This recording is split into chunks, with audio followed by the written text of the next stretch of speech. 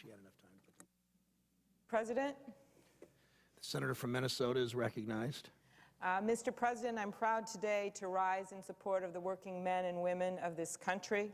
I'm proud to speak for an idea whose time has long since come, how our lowest paid workers, people who really drive this economy, deserve a raise.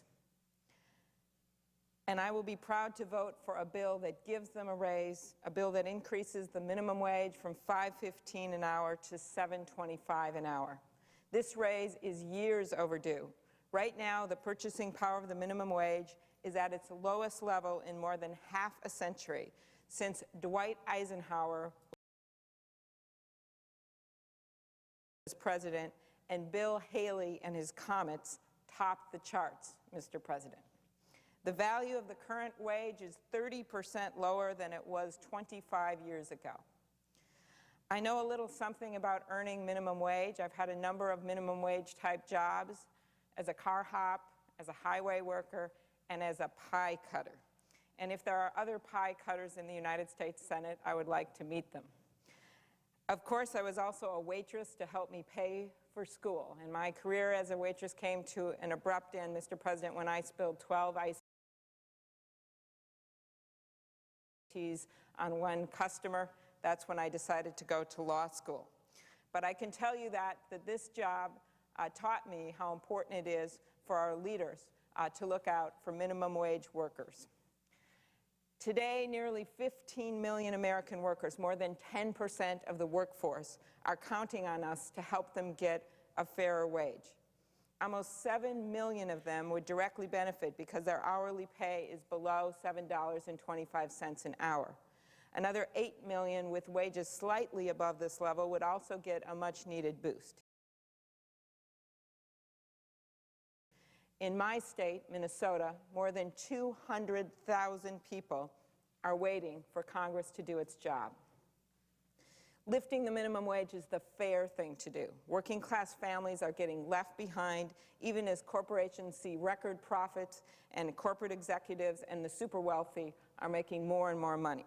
If the minimum wage had increased at the same rate as a salary increase for CEOs, the rate would now be more than $23 an hour. This is not just about kids working at fast food places, though they certainly deserve a better deal too. 80% of workers who would benefit from this bill are age 20 or older. More than half work full-time. More than a third are their family's sole earners. The bill we are debating today provides real relief to those workers and their families. Even as the purchasing power of the minimum wage has gone down, costs for working families have gone up, and they are still rising. Health care costs in our state have gone up 60% in just the last 6 years for the premiums. College tuition at the University of Minnesota has gone up 80% in just the past 7 years. It's getting tougher to afford a house and to go to school. Wherever I go in Minnesota, I see people struggling with the brutal combination of their wages and increasing costs. At the lunch counters, at the gas stations, in the big cities, and at the county fairs, they talk about the need for some help. This is the time for us to give them that help. Lifting the minimum wage is also the principled thing to do. A raise means more money to these working families. It sends a signal that we as a community value hard work and that we insist on a fair deal for all Americans. This is a signal that the old leadership in Washington failed to send. With this bipartisan bill, we can tell our workers that we stand up for the hardworking people of America. And lifting the minimum wage is the smart thing to do. It will decrease poverty, increase family buying power, and strengthen the consumer base in our communities. Some like to say that a minimum wage increase kills jobs. People have consistently made this argument when the minimum wage is debated. They have consistently been wrong. States that have raised their own minimum wages have not seen job losses, and many have actually outperformed the rest of the country in job creation. A raise won't only have positive economic effects, it will also have positive social effects. As a prosecutor, I saw firsthand how crime took over communities when people couldn't make ends meet. When people struggled, even after working hard, they often turned to drugs or violence or both. I learned how good jobs and fair wages can be the best crime-fighting tool. Lifting the minimum wage is the fair, principled, and smart thing to do across the board, but will also have a particularly powerful effect on women. Women make up less than half of the workforce, but they make up roughly 60% of those who will directly gain from this raise. More than 40% of these working women have full-time jobs. 3 million working mothers will see a benefit from this legislation, including hundreds of thousands of single moms. Many of these women work in demanding retail jobs, waitresses, store clerks, hotel maids, where they are on their feet or running around all day. Despite their hard work, they have an almost impossible time making ends meet. They struggle to afford health care or tuition for their kids, or even basics like gas and groceries. I am in awe of these women. I am a working mother and wife, and I have worked at minimum wage, but I have never had to do both at the same time. Today, we can do something for them. The challenges of working in the hospitality industry raises the final issue that I'd like to talk about today, the so-called tip credit. Under current federal law, tipped employees, including waitresses, bellhops, and maids, are entitled to a federal minimum wage of only $2.13 an hour. They have to make up the difference between $2.13 and the real minimum wage with their tips. States have always been allowed to change this rule. My state, Minnesota, like several other states, has done just that. The people of Minnesota decided that tipped workers should receive the same minimum wage as all other workers. That is now the law of Minnesota and 6 other states. Tipped workers earn the state minimum wage and pay taxes on both their wages and their tips. Last year, the old Congress tried to take away Minnesota's right to enforce this law. The minimum wage bill proposed back then would have preempted state law and would have caused Minnesota's tipped workers' wages to immediately fall by about $4 per hour. Thankfully, this provision did not become law, but unfortunately, some people in Congress have talked about trying it again this year. They are seeking to pass a provision that limits Minnesota's future right to fix a fair wage for tipped workers. They think Washington knows better than the people of Minnesota what our state's wage policy should be. I oppose these efforts. For one thing, the people of Minnesota had good reasons when they eliminated the tip penalty. They saw that tips are uncertain income given at the discretion of the consumer. They recognized the hard work and long hours that tipped employees put in.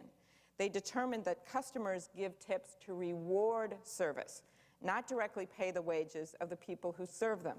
And they wanted the state wage law to reflect these facts. The people of Minnesota know about women like Marie Hansen of Rochester. I've spoken with Marie, and her story is the best argument I can think of for making sure our tipped workers get fair wages. Marie has been a waitress at the Kaler Grand Grill in Rochester for many years. She's put 2 kids through school on her waitress salary, and now she is looking to save for her own retirement. If her wages are cut, or if she had been paid lower wages these past few years, her already difficult task of raising kids and making ends meet would have become impossible. For too long, Congress has favored corporations and billionaires who stash money in tax haven in the Cayman Islands. Now it's time for Congress to pay attention to women like Marie Hansen. Against this backdrop, Washington should not undo the will of the people of Minnesota.